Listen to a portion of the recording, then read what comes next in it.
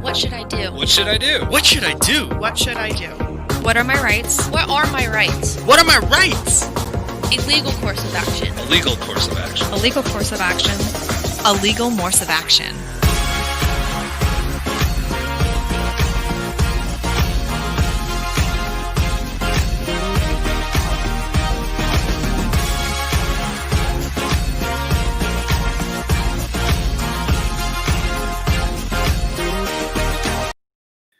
Good afternoon, ladies and gentlemen, boys and girls, and welcome to a brand new episode of A Legal Morse of Action with attorney Erin Morse. Hey. I am Patricio, and tonight we're joined by Joey. How you doing tonight, Joey? I'm good. How are you doing? I'm doing super. And of course, the one, the only, the incomparable, and I don't know why it's coming in blurry, Miss Erin Morse. How you doing? I shine so bright under the screen.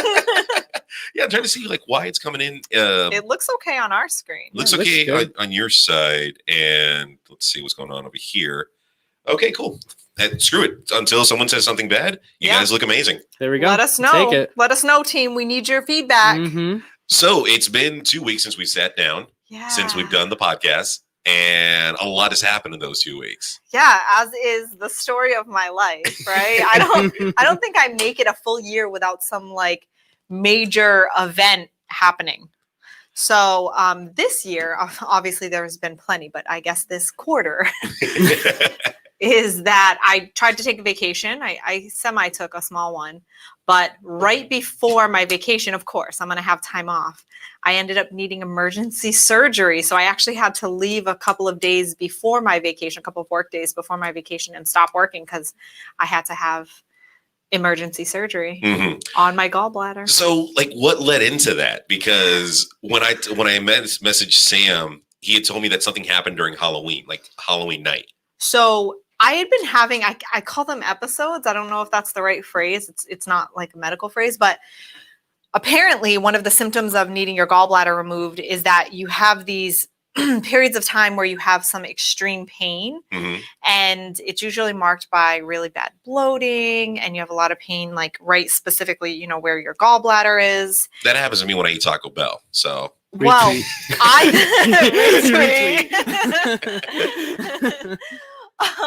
so for me, it didn't seem to. Now, this is also what makes it a symptom. Is it didn't. I was trying to, right, and through, trial and error, I was trying to see if maybe certain foods I was eating was triggering this event. Okay. And I couldn't figure it out. So it would just happen randomly. And it's just when you have, a gallbladder attack or whatever they call it, but I would call them episodes. So I would have a gallbladder episode. And for me, and I don't know if this happens with everybody, but I can speak for myself. For me, it would happen where I would have this major bloating. I would have a lot of pain. And I actually thought it might've been an ulcer because I'm young for needing my gallbladder removed. I'm 33, for those of you who don't know. And typically you need your gallbladder removed, when you're 10 or 15 years older than I am. So it wasn't my doctor's immediate reaction. What actually causes, what does the gallbladder do? It collects and disperses bile, I guess. Okay. And there's a certain type of bile that can get backed up in it. And really it's genetics, right? So you don't really need it. You're okay without it. I had gone to a GI doctor, and since my suspicion was hey, I have a high stress job, and and I actually told him about my symptoms first, and then he goes, oh, okay. He's like, well, what do you do for work? Do you have a stressful job? And I was like, no. I go, it's not that stressful. And he was like, oh yeah, what do you do? And obviously you can't see me smirking because you have to wear a mask everywhere. So I was like, no, it's not that stressful. I was like, I'm a divorce attorney. And he kicked his head back laughing. He thought that was really funny. I was like, so yeah, I do have a high stress job. So actually we were trying to make sure that it wasn't an ulcer. So he gives me the advice, stop drinking alcohol, reduce your coffee intake, Wrong. I'm going to need a second opinion. Don't have a high fat diet, all kinds of things that were, I was like, what the hell? So anyway, I actually did try to restrict those things. So I lived in hell for a couple weeks, but I kept having these episodes. And typically I would get them between like 12 a.m. and 5 a.m. Oh, So Jesus. then I'm not getting any sleep, but because they'd be resolved by the time I have to start getting up, getting ready, get my son to school, and then eventually get to work, I wasn't going to go to the emergency room. Yeah. So, but they kept happening. And on Halloween, I started to have a stomach ache a little bit. And I talked to my nurse friend who I was at her house on Halloween. And I started to have this stomach ache and it was coming back. And she talks to me. She's an emergency room nurse. And she's like, you need to just go to the ER. She was like, stop this crap. Stop, not doing what you need to do and go to the ER. So reluctantly, she offered to have my son sleep over. So that was helpful to me because that was, a big thing. If we go to the emergency room, like my son can't be there or Sam can't be there because someone has to be with my son. Yeah. And I don't know. That was a thing. It's always like the last resort of like, go ahead and call the ambulance or I'm going to go to the emergency room. I know. So I go to the ER on Halloween night. That's scary. A Saturday. That's fucking ghoulish. Ugh. So that's right. Second time. I always forget to turn that thing off before we start recording it. It always goes off. So I go to the ER and they do all the tests and they're like, oh yeah, you've got we can tell that the bottom is like filled with sludge. And I guess in time that instead of it being, or this is what they tell me, instead of it having been a, like, you can get a, what's the word I'm looking for? Like when it's backed up, you mean? Like a rock or whatever? Stone. Kidney stone kind of thing? Yeah. Yeah, you can get a gallbladder. Like what's stone. Dwayne the Rock Johnson doing your goddamn bladder? The gallbladder. You can get a stone like a gallbladder rock, a gallbladder stone. You can get a gallbladder stone. But for me, that whole thing of sludge, they called it sludge because at this point it was sludge and not yet a rock, but that whole thing was going to solidify and my gallbladder probably would have burst in time. Oh, wow. Damn. But it hurt me enough that I was like, I can't not sleep at night. That's one thing. I'm usually a pretty big stickler about getting enough sleep and eating. Joey, have you ever had like any procedure like that? Like they had to rush you to the hospital, pull something out of you, or I tore my ACL, and my meniscus. So I'd have surgery like that, but I've never had like a emergency kind of like run in there gallbladder surgery or anything like that. But it was just like a standard knee thing. But I can't imagine going to the hospital on Halloween. You probably were the only case that wasn't like alcohol poisoning or something, because that must be like a crazy, especially this year. Did you see anything crazy when you went? Because I can only imagine. I'm a little bit fortunate because I used to work in the emergency room. So naturally I went to the emergency room where I used to work. Okay. And I go there, and even though I have my mask on, I'm trying to be low key because I don't really want, you don't really want to discuss your medical circumstances. Yeah. You don't want to be like, I think I have, I don't know, something, or I'm not this fat, I'm bloated, It's like, what are you in here for? Yeah, you got to get on a scale. Like they want to go see whatever. It's the worst part. It's just embarrassing. Stepping on the scale. Oh God, yeah. When they move the big brick, it's like, no, you can put it back. Yeah. The extra 50 when they had the thing. They're like, oh no, yeah, nightmares about that. So I go. He recognizes me, my friend there, and he's like, he looks at me and he goes, it must be bad if you're here. He was like, so I'm going to get you right back into a room. And I was like, thank you. But were there a lot of people there? Really? Yeah, it was full. 2020 Halloween. When they have to, what's called triage, right? So they have to triage what's emergent and what's not. And he was like, if you're here and you have severe abdominal pain, it's because it's severe abdominal pain. He's like, he worked with me for 6 years.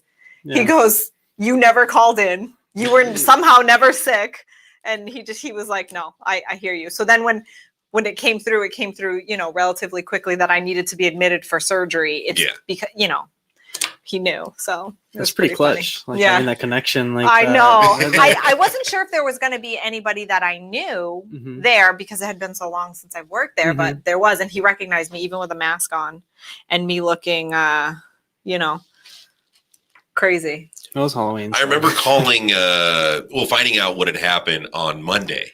And of course, we all I forgot, I'm like, holy, is she okay? Is she okay? And the first line of communication was Sam. Mm-hmm. Just texting him and calling him. And then it got to the point where like, okay, there are some things that we do need to ask you, but we really don't want to bother you because you just came out of surgery. And it came to the point where like, I'm asking Sam at this point, like, can we move forward with this kind of motion and this and that? He's like, okay, hold on, what? All right, give me a second. It doesn't make any sense to him. He tried to reiterate that message to me, and I was like, what the fuck are you talking about? But no, fortunately enough, he was like, "Oh well, let me go up to the room. Let me pass you the phone once I get up there." And sure enough, you didn't sound any different. Like as if you were at home or something. Yeah. And still able to help us out with the cases, give us direction in regards to what needs to happen. And unfortunately, because of the fact that you own your firm, there's no day off. There's exactly like how we made that video on Tuesday about people literally on in the ER, right? That they would come and ask me questions because they have to, right? But it was fine. It really wasn't that big of a deal. My even if I think I snapped on someone. You snapped on Marcos. Yeah. You snapped on. He could take it. He could take it. And no, like there is no bye week. There is no downtime. There's no vacation. And even when because you went on vacation like a few days after your actual surgery. Yeah, I had surgery Sunday night. On Thursday, I got on a plane. God damn. Was it as nice as you thought it would be, or was it just? I am savage and bougie, and I won't do the dance. It was fine. It was as to be expected. My trip was good. I was walking a little slower than normal. I'm normally like one of those hustle walkers, so that bothered me. I was like, "This is inconveniencing me because I'm so slow." But my husband is super caring and understanding and considerate. So he really is. I know that sounds sarcastic, but he really just is exceptional with that. So that really made my recovery nearly non-recovery, right? Like, not a problem. How did the weather change, affect your recovery there? So it was kind of nice. Actually, going up there, when we went up there, they had very unseasonably hot weather. It not was not cool. 60 to 70 degrees, which is rare up in Massachusetts and New England. So we, that was interesting. So Sam, who's never been to Massachusetts other than this event, didn't really get to have the full experience. So, but it was nice to wear sweaters. Were there orange leaves and all that? Oh yeah. The foliage had changed. Was really, really great. Yeah. We don't get that down here. In Florida you can. You just got to get an orange Sharpie, find some leaves on the floor, and just start painting them, and then you throw them up in the air and do a little boomerang. That's the one thing I miss about up north. They call me crazy, and I've had conversations with people here at the office that I miss the snow. I miss the cold weather. I don't miss it. Because, just going out there, just, shoveling the snow, getting all the snow off your car, waiting a few minutes, because you never even really needed to, I think I'm going to use the word correctly, preheat the car or warm the car up. Warm the car up when you got the frost in the windshield and stuff. You don't need to? Is that what you're saying? Well, yeah, no, I remember back in the 90s, my mom would send me out to the car and just to turn the car on. Yeah. And just wait a few minutes. Yeah. Because you couldn't drive the car. Right. Yeah. The second you started it. I remember that. Yeah. Now, do you know if there's any hardcore truth behind that or no? I've heard so many mixed things about that. So maybe we can ask a mechanic. We can ask a mechanic when he comes in, because I've heard conflicting things. So when I first went into law school, the first year I was told to do it. The second, and after that, someone's like, "That's all a myth. You don't need to do it." So this is just one of those great I'm picturing the Discovery. What's that show on the Discovery Channel? Fact or Fiction? Mythbusters. Mythbusters. So this is a Mythbusters thing. Do you need to do it? This would have been a great topic, I think, because it's up north. A controversy really is, do you need to do it or not? Yeah. And I wonder, because a lot of cars now up there, when you go to a car dealership, they really try and sell you on the remote turning on the car. Oh, I had one. Yeah, before you go in. Like from your I house, you did it? they're not that expensive to put in. And I remember when I got my first vehicle, I moved down here when I was 19. So my stepdad, it was one of those things that my stepdad always like took care of for me, because there's for a woman, there's kind of the dual concern is that women don't know how to drive. no. No, I actually. I am kidding, world. I am totally kidding. Yeah, no. He's making a joke. He's been in the car with me when he thought I couldn't parallel park a pretty big boat of a car, and I got it. You had a camera. I parallel parked it, did I not? Fair and valid, but Boom, roasted. I did learn how to drive stick. My stepdad used to be, he was a auto body mechanic. So, but he used to always make sure that all my vehicles had the remote start. And for him, if I were to leave early in the morning, the concern was that I'd go out to my vehicle and be walking back. And if someone like that, it wouldn't be safe. Okay. Because you'd be like, just kind of lingering around outside too long when it's potentially dark. Because, it's dark out there early and late and whatever. So he didn't like that. So he liked that I could look out my window, I could start my car. And immediately once I get to my car, I can just drive it away. Like somebody doesn't have to wait. I always warmed up my car because I don't want to be in a cold car. It was for my comfort and for the windshield. I never really cared about the engine because I'm a woman, right? It was more about me being comfortable. I wanted a nice, comfortable car to drive in. I always, when I had to be in a rush somewhere or I was somewhere where I couldn't start my car before I left, I always found that I hated having to wait for my car to warm up while I was driving. Now, I don't know if you guys had this issue, if you remember it. I'll never forget my first day. Like, it was the first cold day of like my first year of law school from Florida. So I go up there and I'm going to class and I go to turn on my car and I like can't see because it's all frosted. The windshield's frosted. I'm like, oh, okay, I probably can just like do the windshield, and it just goes over it. Yeah. And I'm like, oh shit. I don't know what to do. Like, I had no idea. And I'm like, I don't have anything. Then I see my neighbor come out to go, and he has like one of the ice scraper thing. I'm like, what is that thing? I've never heard of this. So I'm like, okay, grab my wallet, have a credit card, and I just start like trying to chop away with my credit card. And yeah, that was my first like super experience, like the cold weather. Like it's crazy, the culture up there and how we take it for granted down here. Like, you don't have to shovel sunshine. Yeah, people complain about rain. I'm like, try having frost on your windshield that you have to wait. You see, I was always like a fan of the cold. Like my mom would always like I said, like send me outside to warm up the car, clear off the car, and just scrape off the ice. Like it was always fun for me because it was like, oh, I'm doing something productive. I'm working on the car, blah blah blah. Yeah. And now it's just like, oh crap, no one knows how to drive here in Florida. Up north, it was just fast paced, snow. Don't be careful with the black ice. Here is just like no one knows how to drive. I don't miss the snow at all. I don't miss the cold. I don't miss the cold weather. I'm from a really small town in Massachusetts.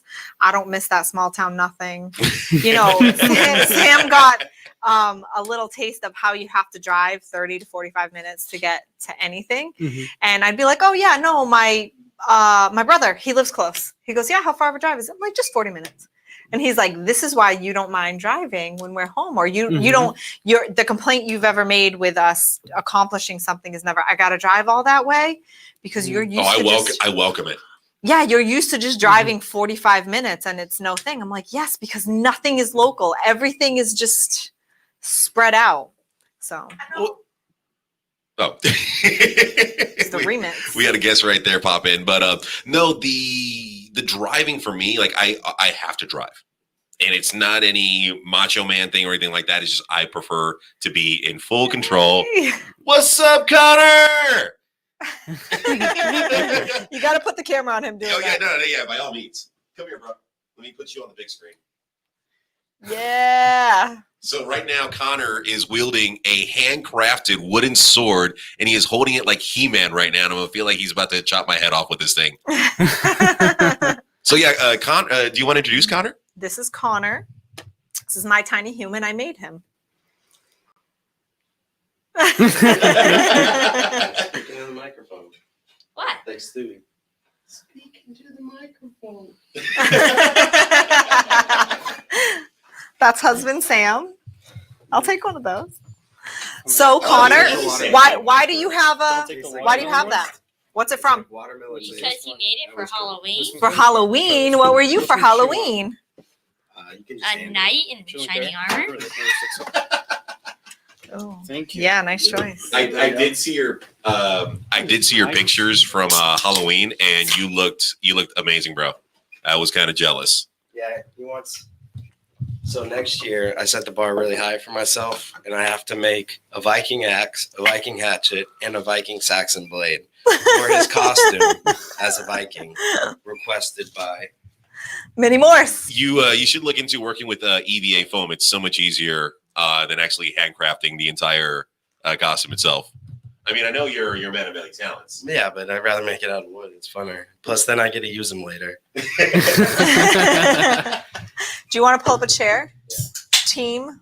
So Morton? that's one thing I kind of want to talk about in regards to Halloween itself and time sharing, because of the fact that a lot of days get how would I say it, taken out of the mix when it comes to we're all over the place right now, folks. Give us 1 second. Yo, sorry, I'm doing the show late. Oh, let me plug you in. Late to the party. I'm not even in the game. How do we add a? We just pull the camera back a little bit. Is it this Oh, camera? we need adjustment. We will be back after these No, messages. you're gonna get feedback. Stay away. Oh from no, me. you're good. Yeah, it should be good. All right. So y'all can see me. Okay. Yeah, now Come over here, Mini Morse. Would you like to sit with me? No, we can share a mic, Connor. Yeah. This is like the most unprofessional moment. Oh no, Wow. believe me, we've had worse. You want to sit over here, or you want to just walk around and be silly? There you go. That's your sweet spot. So is this live? Yeah, Yeah, we're oh, we're live right Oh now. yeah, Mhm. oh We're live yeah. I all was over gonna the say, place. man, You're Patricio, gonna- you got a those lot of of you- editing. Those of you listening to the podcast are going to have to watch the video because there's the cutest human I've ever seen right here.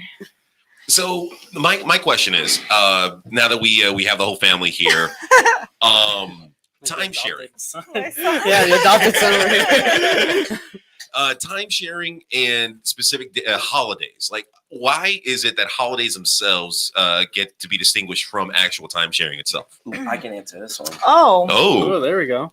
Because holidays are spent with the family, and when parents are divorced, there's two families to separate. I feel like you're talking to me like an after-school special. Welcome to Reading Rainbow. That was from my childhood. For you, those of you who didn't understand, PBS, look it up. And I'm totally down with LeVar Burton taking over Dude, Jeopardy. Jeopardy. I didn't know that. I didn't Yo, know that Any- either. Oh my god, I'm any- so Star happy. Trek. Star Trek. Any Star Star- Trek and Reading any- Rainbow. Any Star Trek fans? No. Yeah, Ugh. a little Yeah. bit. Watched You all the remember who he was? episodes. Yeah, the guy with Visor. the But But no, All right. there's a petition online right now to push for LeVar Burton to take over Jeopardy. Oh, it wouldn't- hasn't been. dude, I want this. that would be awesome. Everyone wants it. Like, everyone's We- like, we're fine. Yeah, do it. How could they not? I don't know. I mean, it's all the networks, and hopefully, like, they listen to the voice of the people and Yeah. actually give LeVar Burton Jeopardy, which would, in my opinion, would be it would epic bring badass. it Alright, back cool. to relativity. You know. All right, bring it so back finish to- what you were saying, and then I want to talk Okay. about. Yes. Jeopardy. So, like, from someone who has played the dating game and had a couple girlfriends before I got married that were from divorced families. you it's- had what? what? No. Ryan Holmes is screaming out Star Trek, Star Trek. Reading Rainbow. Okay. It becomes from sharing the time with the families. When there's a divorce in your family and you got two separate parents who have two separate families, they both want to fight over having the holidays because that's extended families that get to see each other. You know, the major ones like Christmas, Thanksgiving. I don't know any other ones than that, but 4th of July, that's just a party.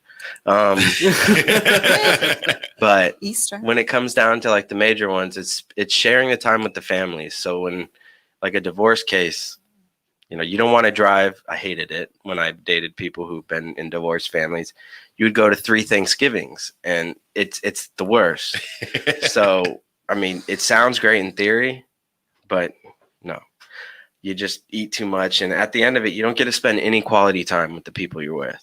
So in my opinion, the reason like holidays are so big is because that's the time that those kids will get to spend with that side of the family or extended family that they normally wouldn't see during the year.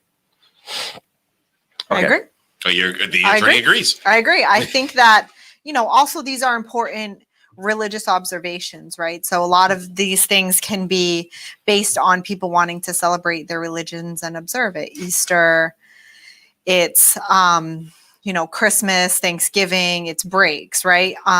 Additionally, a lot of times these holidays are times that children are off from school. Mhm. So that's a good way and good opportunity for families to have quality time with the child or children because they're not in school, right? So you could go do something and have an additional bonding. So splitting up those times where the children are off from school is something that is really valuable to families as well. So when we call it holidays, that's typically why you're off of school. Then it has better time. Look at that snarky smile. No, we just got a comment from Chris Taylor saying only Obama can replace an old white guy. They'll never give us two. LOL. R.I.P. Alex Trebek. I didn't even think about that, but that was pretty funny. Well, then that was good. All right, so now, who's another actor that would be a good replacement for Star Trek? Like Neil deGrasse Tyson. Ooh, that would be awesome for Jeopardy. Wait, Star Trek or Jeopardy? No, Jeopardy. I was like, she said Star Trek. I want to make sure we're on Jeopardy. I don't even know what I'm saying. Okay. So we throw out the contenders. What's his name? LeVar Burton. Yep. Neil deGrasse Tyson. Neil deGrasse Tyson would be really good, but he would be too expensive. Think about the knowledge that he has. I think you're not wrong. And then the shows that he already is on. Fair. He has so many shows that are already his own. Conflicting. So then to have him go to Jeopardy, they would have to buy him out of the contracts. Bill Nye. Ooh. Yeah, but Bill Nye's a science guy. He's Yeah. not like And he's an all-around. controversial. Right. Yeah, Like, he is. He is. He would be cool because everybody in our generation loved Bill Nye the Science We Guy. did. I have a suggestion I think would be amazing. Benedict Cumberbatch. Oh. Because Hard no. Sherlock, and he's just like He's short, but not he's British. That accent attractive. would be like really cool. I feel like I think we should, because No? SNL did such a good job. I think it should be Sean Connery. Sean Wait. Connery. Yeah. him and Alex are in heaven arguing already. I know. Yeah. But But yeah, Susan right there is saying hi, Erin. Hi, Sam. Hi, Connor. Oh, hi. Auntie hey, Susie. We I just saw her you. on our vacation. And right there in the comments, let's go, Neil. He wouldn't even need to read the cue cards. I know. All right. It would be off the top of his He'd head. be like, "This topic is new to me too, but I know the answer. You're wrong, and let me explain why in the most nice and polite way." but also condescending. Yeah, extremely. He like I love talks it. to I you, love that about you him. take it and you walk away feeling better, and he just talks shit about you. Yeah, he just insulted you and you feel better. No, like it's all in his voice because like he'll be talking like this and then bring it down and just tell you I know. that's how a star's Whose mic born. is muted? Oh, The computer, so it doesn't oh. have an echo. yeah. Back. And My tonight bad. we're finally using the wireless mic, so Erin just could be all. Be Running- myself. running around. Yeah.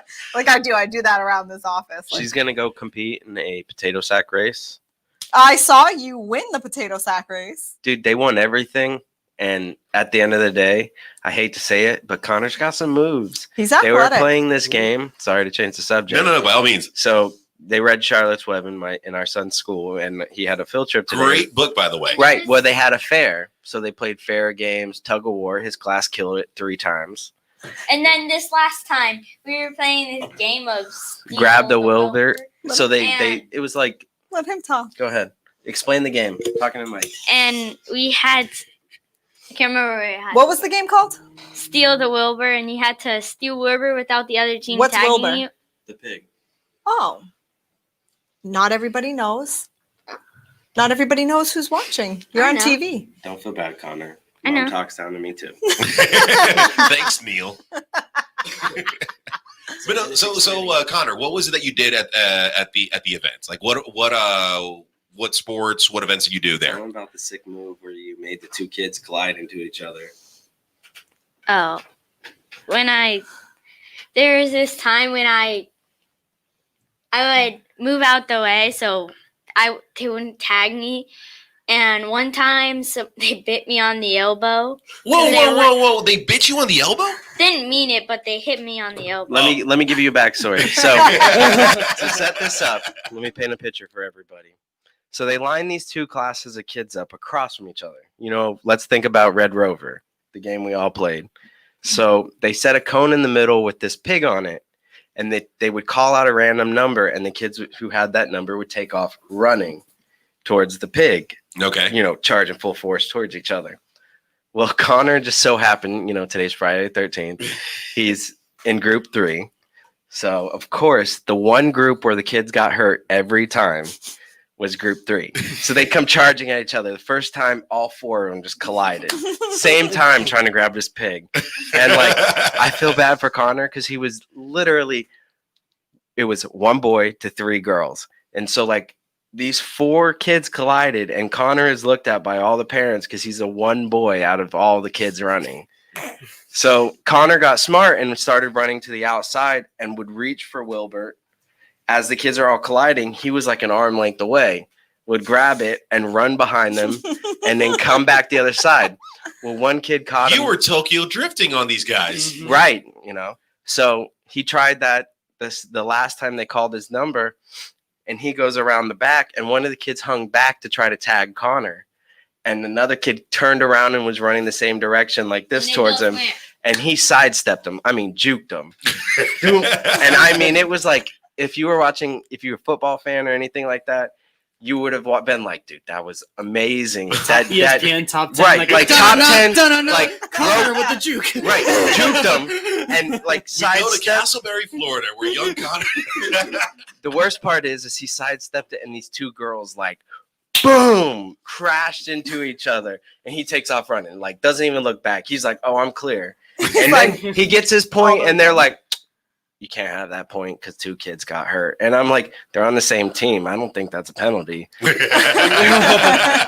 But he goes to a really nice school, so I had to be like, oh, you know, some kids got hurt, Connor.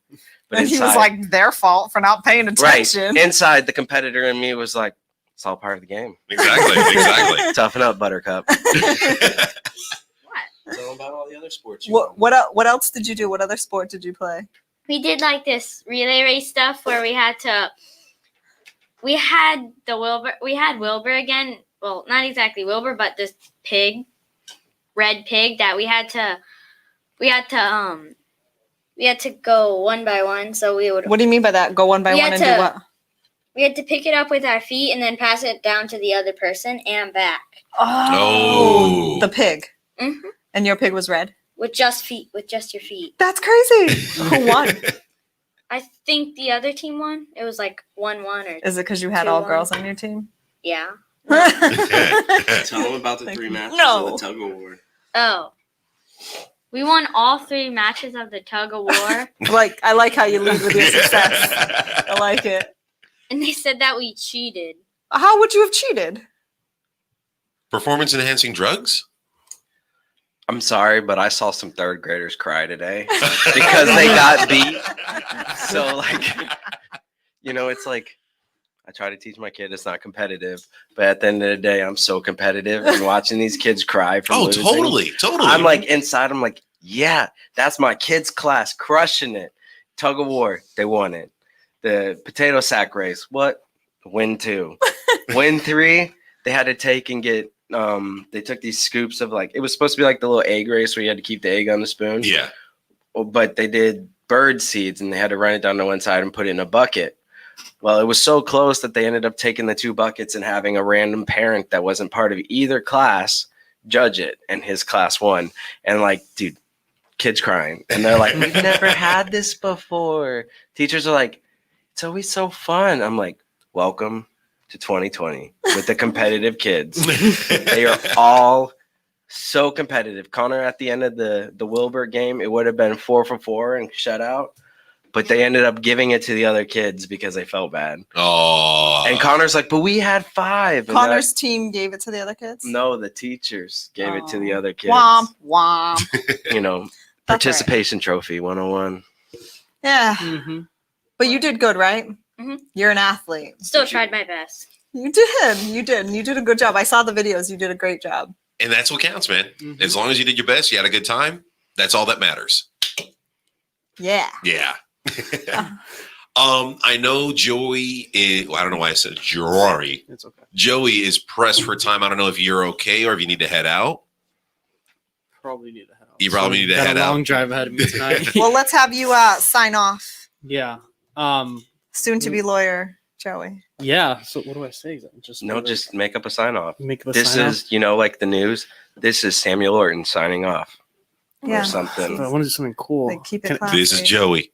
This is Joey. That's so basic. Like, keep it classy. You could just say something like, Classy. What did you "Ka-chow, say out there? bang bang, Which see you one? next time." At the end of the other video that we did. Taka? Taka. Oh, that was the. What was your sign off then? You had a sign off. Oh my gosh, that was just a mess. Oh God, it was so funny. Okay. Man, my brain's everywhere. I'll just do. What was it? Scott Michael and Michael Scott? Oh yeah, Michael Scott. It was something office related. We did an office joke. Parkour. Parkour. Classy. Something classy. Stay classy, Orlando. But that's like, Somewhere around there. I'll just do something like that. Welcome to the brainstorm. The brainstorm. Yeah. I know you guys have seen how the sausage is made. Yeah. Yeah. And that's how the sausage is made. Boom! Boom. Mic drop right there. We'll talk to Joey next time. But actually, that's with the whole competitive right there. I want to ask you a family question. Sure. Okay. I don't like to lose any board game.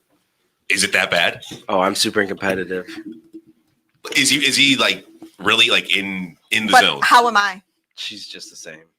This is a family of competitors. We're all winners here. So like when it comes down to it, like Connor and I will play games and we have to put it away. Aaron's like, "You too, enough," because like we'll start trash talking. So when it comes to like competitiveness, do the courts ever have to play? The courts ever have to get involved when one parent wants to teach something to a child that the other parent doesn't want to? So it depends on what you mean by that.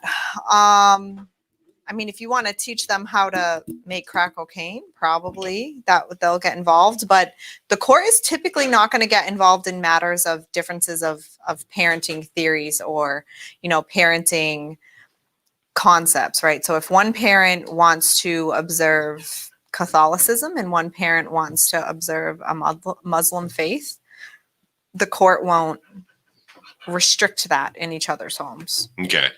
So there's no way the court can get involved when it comes to the actual parenting itself Right. towards the child. Right. Unless it's something extreme, like if you sacrifice pigs Mhm. and, doing things that are otherwise like cruel and inappropriate and things like that, the court is not going to, unless it's something extreme like that, the court's not really going to get involved. Okay, but so basically, when there's danger or something completely immoral, that's when the courts would Yeah, get but involved. even things that are like lightly immoral, like maybe there are religions out there that would raise the child to believe that they shouldn't go to college and that a woman shouldn't strive to have a career. Mhm. There are families and Yeah. religions and people that actually believe that, and the court won't do anything about it, right? That the justice system is not really intended to right every wrong. It's also that separation of church and state. Right. So like you're asking a tough question there with the whole religious aspect, because at the same time we don't want the oh, there we go. That's why I muted it. It's fine. Just let it on the ground. It's one of those things where like you're getting into that gray area where they have to separate everything. So at the end of it, them policing what your religious beliefs are, things like that, it's not going to be okay, because we've already declared that the state and the church are separate, Mhm. and that includes every religion. You'll have So- to tighten it from the bottom. He got it. We're having so much fun on the side right Today's there. the day. Yeah, remember righty tighty, lefty loosey? I thought it was lefty loosey, righty tighty. Depends on, you're saying the same thing, just backwards. Or are you? I don't know. I've been drinking. We did have a question for you earlier. Okay. Oh, we did. Yeah. What was this question? So we were talking Mechanic. about mechanics, about cars, and the question was, when I was a kid, I would have to go outside, turn on the car during the winter to warm it up and for it to be used. Does that actually need to happen? Yes. Really? Yeah. In the winter, are you asking, did you turn it on to heat the interior of the car or to make the engine so that it would run? For the engine. For the engine. Okay, well, it's two things. Like during the winter, for those of you who don't know, when you turn your heat on, it actually takes the coolant that is cooling the engine and cycles it through what they call a heater core. Okay. And that's where you get the heat. It actually takes the coolant, brings it inside the car, brings it through this thin metal grate, throws it through it, and a fan blows through it, and that's where you get the hot air from. So you would go out and start your car to, one, warm up the engine. So like in really cold situations where it would snow or you got negative temperatures, you want it to run because then that allows, one, the oil to warm up and actually become more fluid or, flow a little easier. Two, it allows you to heat the interior of the car, and it allows the coolant to actually help warm the cylinders. Because if you have a cold cylinder and your engine starts firing and you start putting it really hard, you run the chance of causing microfractures in the cylinder walls because you have that rapid change in temperature. Would that cause thermal breakdown to the engine itself, or? It could, but what you're actually doing is causing a rapid temperature change. Mm-hmm. So let's say you take an item and dip it in liquid nitrogen, and then you take that same item that you've already frozen solid with that liquid nitrogen and throw it in a fire, you actually cause it to explode because of the molecules have aligned. You rapidly align them to make them solid, and then you rapidly start causing them to move. So when something's hot, it actually has molecules moving, but like a solid, the molecules really don't move as much. So when you would go to a car and start it up to 15, 20 minutes before you leave, it was for two purposes. One, it would allow the interior of the car to warm up because it's cold. Yeah. And two, it would actually allow the engine to cause that oil that got really, really thick because of the cold temperature to warm up and actually start lubricating your engine at the same time. Does motor oil itself have a freezing point? Yes. Okay. I don't know it off the top of my head, but yeah. But it wouldn't be like your normal 32 degrees. No. So when you're running, so like we have trucks that run up north because I'm a diesel mechanic. They actually have block heaters. It's basically think of it as like a heating pad that's built in or wrapped around an engine that you plug in to keep the cylinders warm, because a diesel engine actually doesn't have spark plugs and it runs off of combustion during pressure. So like as the cylinder is going up, it's creating pressure, and as it draws down, it's taking in that pressure and expanding it, and it throws a little bit of fuel in there, and because of that suction and pressure inside, it causes a combustion. But if you have the cylinder walls too cold, it won't ever start because there's not enough energy or kinetic energy or the force, inside the cylinders to warm that cylinder to cause combustion. I feel like everybody has lost. No. You looked at me like I think that was boring. No, that was awesome. That's seriously like breaking down more, because I didn't know that diesel engines didn't have spark plugs. Yeah, they run off compression. Okay. So I just learned something today. So like you can cause water to boil at room temperature to break it down to you by creating a vacuum. Mm-hmm. So if you put a bottle of water and you vacuum all the air out of that, you can actually cause the water to start boiling at lower than 212 degrees. So if you have a cold cylinder with that vacuum that it's pulling when it pulls down, because you compress the air when it strokes up, and as it pulls down, it causes a vacuum inside, which then causes that fuel to combust because it rapidly heats the air. Gotcha. I feel like maybe he should be hosting Jeopardy. he'd do a good job. They won't let me drink on the show. Yeah. Oh my God! Imagine with Jeopardy with an alcoholic guest, or no, at least a little bit of just alcohol. Just the host. Just the host drunk. Yeah, it's like drunk history. We all like to watch it, but at the end, I'm not always drunk. I mean, can't say I haven't watched a show drunk and it's been superb, but sober, it's just as good. That's funny. So they, I think because we've spent so much time away, do we have any questions ready? I do have. Let me see what I have here from because we did. I I'm the feel like peanut I haven't gallery, and done I'm that. sorry from separating You should everything. peanut gallery. That's funny. No, you're fine. We had one question come in from last week. What do I need to bring to prove my child's biological father of abandonment? Were you married? Me. Right? Well, my other question is, were you married? Well, you're right. I assume that you're not married because you said my child's biological father and not my husband. Right. Mhm. That's what I took away from it. Marry a lawyer. You'll read between the Everything lines different. every. So usually I want to say that there's some case law on there being this approximation of about at least 7 years of there being no contact or very little contact that the father has had to the children. Now, the counter argument to that is, has the mother prevented that from happening? Has the mother put the father in a position where she refuses to allow him to have time sharing? Okay, I was going to question did she do her parts for him to not abandon them? Right. So Did she reach out? Like, I think about it in this manner as someone who's not a lawyer. If the mother moves away and doesn't tell the father where she moved, that's not abandonment. You've just created a distance where. Right. You made it impossible, right? You created an impossibility. But if you from personal experience in our life, we have friends that have fathers in their, child's fathers in their lives that they don't participate, but at the same time, they invite them out to everything. Yeah. So you have like text messages. I already ate, I promise. Text messages where they're like, hey, so and so is playing soccer on this day at this time at this location. He'd love to see you there. Father doesn't show up. You're building your case. Everything in the court system, from my little bit of experience being married to a lawyer, is all based on what you can prove. So if the father isn't going to be there, go ahead and reach out to him and say, hey, our kid is doing this on this day. He's, doing this sport. Yeah.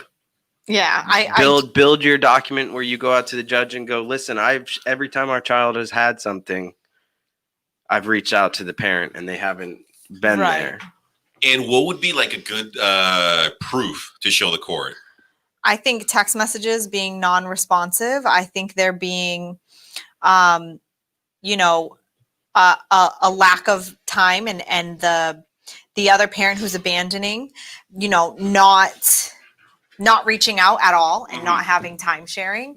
But I do think that this is going to be weighed, right? These are going to be our scales of justice, is going to be weighed with the fact that children and parents have a constitutional right to you have a constitutional right to your crappy parent. So for that reason, the court may say, well, he's here now and he wants to take that opportunity to have time sharing. And, that's we're going to allow him to do that. If he fails, he fails. Mm-hmm. But if you haven't yet established paternity, there's no need to do anything. Do you feel that the system itself right now is made for individuals to fail? No, I actually think it's made to provide as many opportunities as possible for them to succeed at it. I mean, keeping a log. Amy is absolutely right. Keep a log of all your interaction. Take those screenshots so if he deletes his Facebook, you still have them, right? And that's happened multiple times. All the time. It happens well, he deleted it. I thought they were, I love when I have clients who go, oh yeah, I could go find them. Mm-hmm. And I'm like, do it. Reserve it now. Right? Make it happen now, because if you lose your phone, whatever. I don't know if she's talking to another commenter, Beth, because I'm Erin. But hi, Margaret. But we keeping that log and using it as kind of a summary evidence at some point that you can produce to the court. Because the other problem is you're not going to remember. I have clients who are like, he never does this. And I'm like, well, if you testify to he never does this and you don't have the events, dates, times where you can provide what never actually means, you need specific examples. So, vague or broad sweeping comments are really going to fail. I'll let her know you said hi. It sounds like a Connor joke. Yeah. Ugh. So, Your okay. mom is a very nice lady.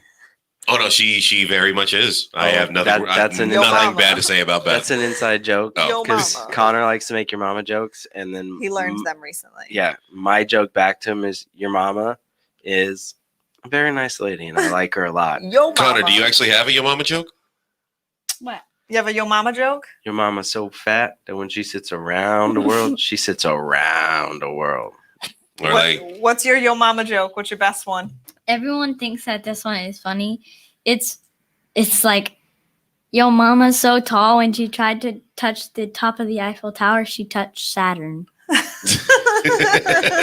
jokes have evolved. They're good. In third grade, I didn't know what the Eiffel Tower was or what Saturn was. the car? No. Right, that's what I thought. I'm But, making a joke. Don't look at me like that. We do have one more message, and then I have a photo that the staff said to show you to see how you would react to it. Oh, man. Right? So we're gonna put the question up. Me and my fiance are a lesbian couple and don't feel like getting married anytime soon, but I want to put her on the birth certificate when the baby is born. Are we able to do this? You can do whatever you want, but it's that same question, like, just because you can, should you? Right. If you feel like you don't want to get married and you don't want to have a lifetime connection with someone, at the time in which you may or may not separate, a paternity action, which is kind of what that would be, which I'm not sure. I'm not sure if the state would allow you to, but people have done crazier things, and it is asking whether or not the government is going to do their job correctly, or how valid it will be in the future to enforce some type of parental responsibility, really, because that's what it would be, a parental responsibility. I kind of feel analysis. like asking them a question in return. And I mean this in the utmost respect. If you guys don't feel like getting married and making that commitment anytime soon, why would you want to make a commitment to a child? Yeah, because that's what you're doing. And a commitment to a child is much larger.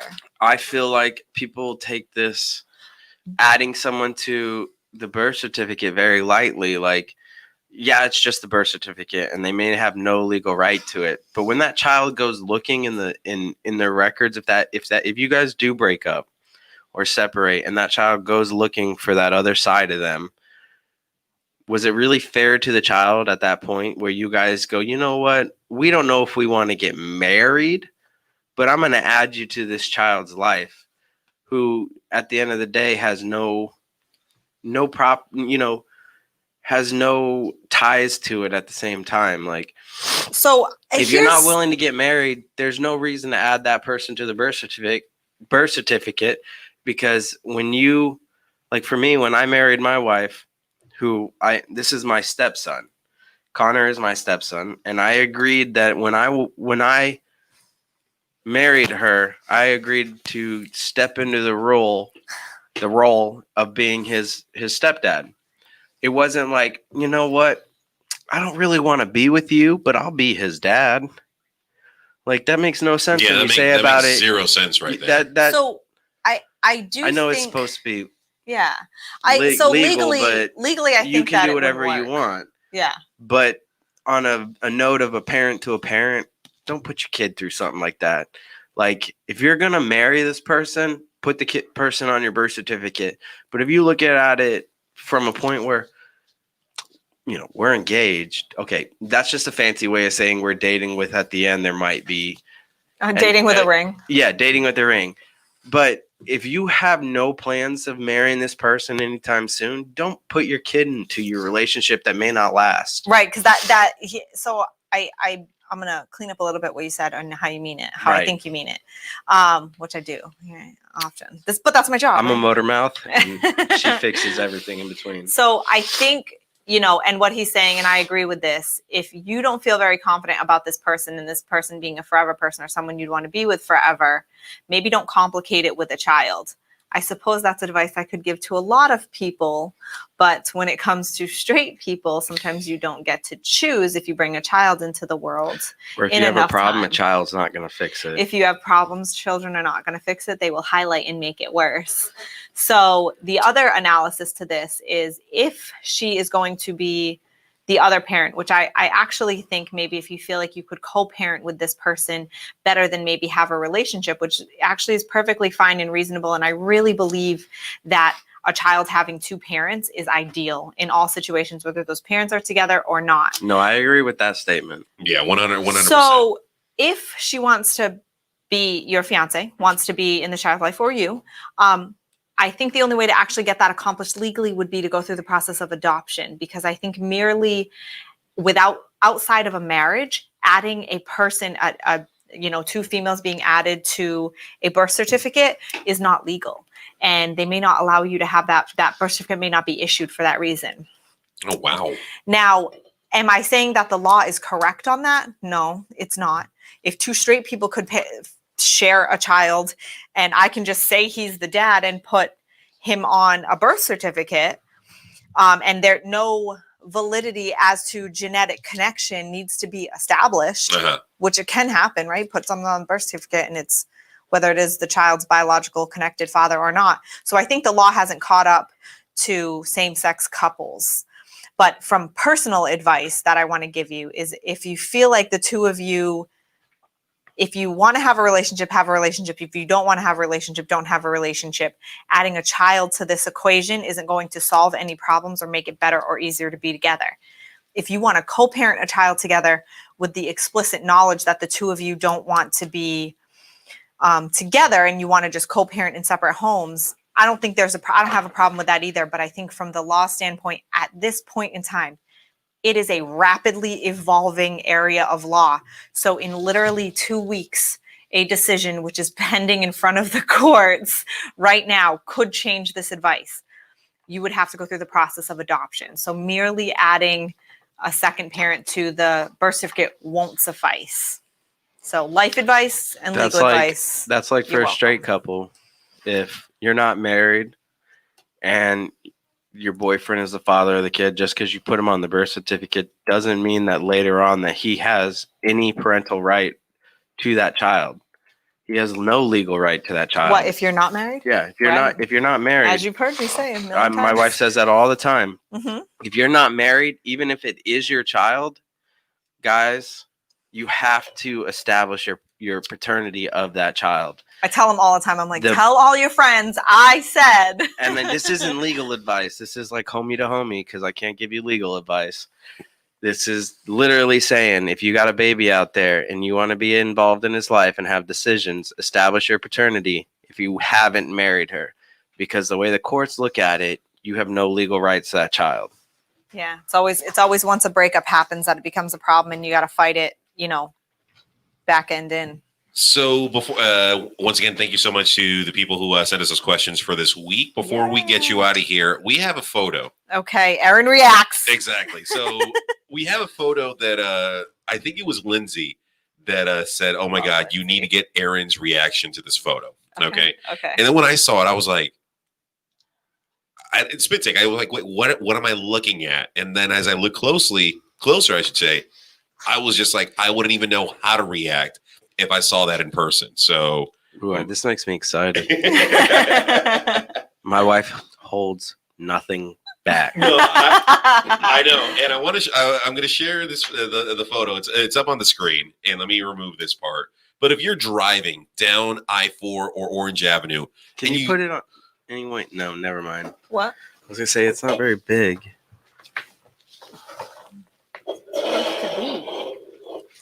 So it's obviously a car with brake lights with a bunch of gooses or swans. Geese. There's a bunch of geese. I'm going to say gooses because I said it and I'm going to own it. That is insane and cannot possibly be safe. So I want to highlight two things that I think about if I were the person in that car.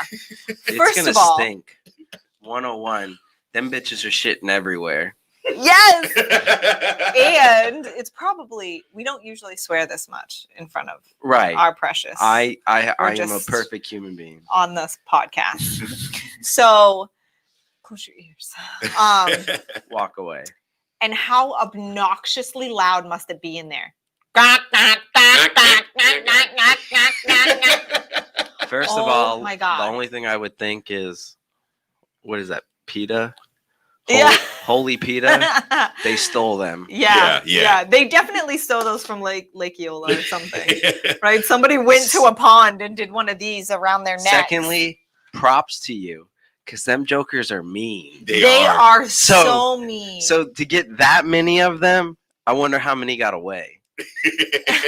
They tried. That's why it's dark in the picture. Yeah. They've been there since sun up. And I'm going to blow it up right there again for the people watching at home. So- when I was little, I probably was a year and a half old. My mom likes to tell this story often. I don't think I heard this one. You haven't? Me I- neither. I don't know. I just wanted to I sell your liked- story. I liked the geese. I thought they were The cool. gooses? The gooses. I liked the gooses. And I wanted to go play with them. So I ran over to them, and one of them came over and And bit bit- me Your butt. and bit my butt. I told Connor I told to be you. careful with the geese. Yo. Anybody here in 'Cause they would bite Orlando, his if butt. you've walked around Lake Eola and have not been attacked by one of the geeses, You haven't lived. right? Yeah. You You haven't obviously been to don't Lake go Eola. outside enough. Them So- jokers be like No, the jokers that freaking the swans. that scare the crap out of me are the freaking peacocks No, I got a At our bunch of. neighborhood. in your neighborhood. Yo, you want to hear some weird thing? So our dog Scooby, Scooby Dooby. he's a pit mix. He's been on Great, the show. he's a great dog. He's been on the show, but when I walk him around the neighborhood at certain times, all the peacocks in the neighborhood Right at him. are like following like less than a foot behind this dog. They like him for some like reason. for some, but dude, this I dog have to gets. scare him I'm off. not gonna lie, my dog breaks out of our house. He is smart enough to open doors. He can open And doors. He can open before door I handles. replaced the garage He's a door. velociraptor at this point. Right. So before we replaced the garage door, it would start closing. Erin would leave for work, and it would get about halfway down, and it would open back up. He'd open the garage door, go around the neighborhood. By the time I get home, my neighbor would come over. Oh, your dog's out. Oh, I'm like, crap, not again. I go in the house, and my dog's in the house. He is smart enough to know when I leave, when Erin leaves, and when I'm going to be home. And he puts himself back inside. And I put even automatic closing hinges on our doors to keep this dog in. And I don't know, maybe he hangs out with the peacocks all day. That's why they follow And him. they're He just comes homies. But like, I thought it was the weirdest thing. I sent my wife a video. I'm like, dude, I think these peacocks are going to jump our dog. Like I walk them around and it's like 1 peacock, 2 peacock, 3 peacock. And it's like, you see like 1 male peacock with like 5 or 6 female peacocks, but it was like 5 male peacocks with like 20 female peacocks. And I'm like, and the males will take out their whole feather comes up. right. And I'm like, Scooby, what'd you do? did you steal from them? Is this the Yo, did you eat one of the babies? Like, come on, just tell me so I can jump in. it's like they're the mafia, the peacock mafia coming after. But I've noticed in our neighborhood when I first moved in, 5 peacocks. Literally today, I saw like 15 of them jokers, and they keep having babies. And we let them live.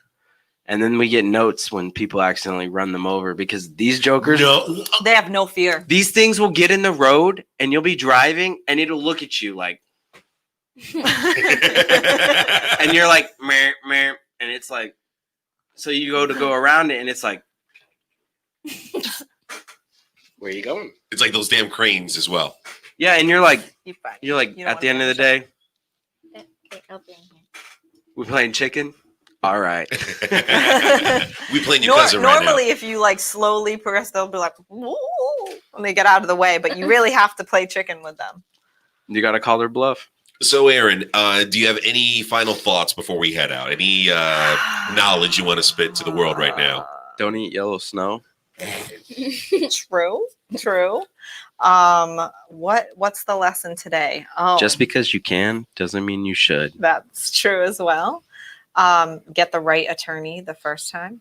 AKA hire attorney Morse. 407. I'd like to be a stay-at-home dad. I've had quite a few cases recently that I've been hired to play a little bit of cleanup, and sometimes I'm like, God, I wish I was hired at the beginning because I could have ended this. So that happens a lot. And it's more expensive. I love it.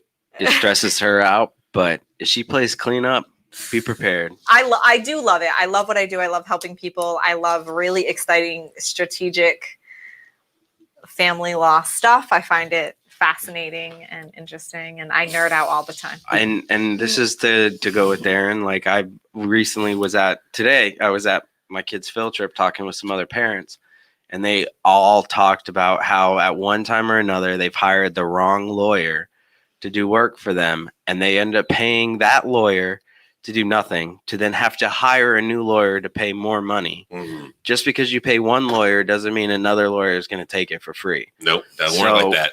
Guys, do your research. Don't just hire the first person you find on Google. Unless it's me. Yeah. And she's there for good reason. Yeah. But Yeah, you know, I love what I do, and I love that I get the opportunity to happily kind of come in. But I've had a couple of cases, and I had a couple of consults recently where someone called me and the time had lapsed in order for me to be assistive to her.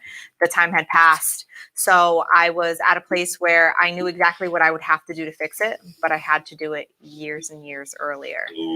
So I told her, I said, I know how I could fix this, and I could have fixed this. and don't look for that 5-star attorney, because tell you this right Those are now, lies. it's a lie. If attorney does not have some negative comments, they're not doing their job. Well, Because- we have reviews that are from opposing clients.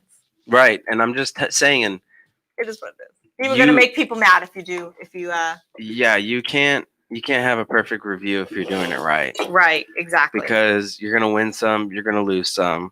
But at the end of the day, you want to be on top more than you want to be. Right. And I this really burned me. I was really upset. Giggity. My little heart was broken, and I was really upset because I take it very seriously. I got 2 different negative reviews that were from opposing clients, and I was like, how can they do this? How can I stop Because you it? spanked them. But I take it personal. No, she does, and not to talk over you. Yeah. She hates that, and I have to apologize, or I'm going to hear about it later. No, I'll correct you in time. But I do want to bring up something because we have an event on Tuesday. Ooh, I want to come. And it's the same thing that we did last month. Oh, Can I our be there? comedy show. Yes. So I don't think it's I'm kid-appropriate. gonna. I don't get it come Bunch of because I cute. go to bed at 8:30 like a child.